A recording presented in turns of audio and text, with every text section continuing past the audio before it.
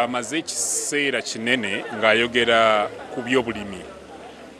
Ng'ekimuleetedde kino kwe kuba nti gavumenti erabye nti weewaawo bateeka ssente nnyingi nnyo mu by'okulima katugambe nga NADS, wazira ssente ezo zigenda mu workshops na kusasula bakozi, ssente ezigenda ku mulimi ssente ntono nnyo. Naye ye okumala obudde bwe bwonna ng'amala eddakiika emu bbiri nadda mu kuvuma bannabyabufuzi abali ku luuyi olumuvuganya ng'akozesa ebigambo ebitasaanidde kukozesebwa mu kulembeze wa ggwanga. Ndowooza nti kiraga nti eggwanga lino lirina we liyimiridde we lyalemera ng'abadde tamanyi ngeri we ligenda kuvaawo, n'olwekyo najja okukola speech ng'erimu ngeri y'akatemba.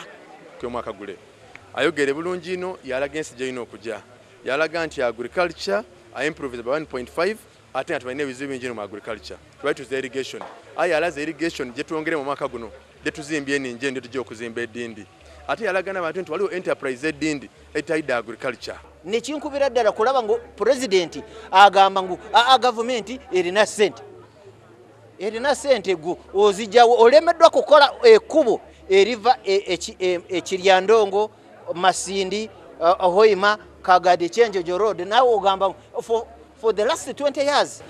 President Museveni ogamba nti agenda kuongeza aba scientists ne ba innovators esente mu financial yejja basobole okubeera nga buli bayiiya kangambe nti abayiiya abo abayiiya ebintu.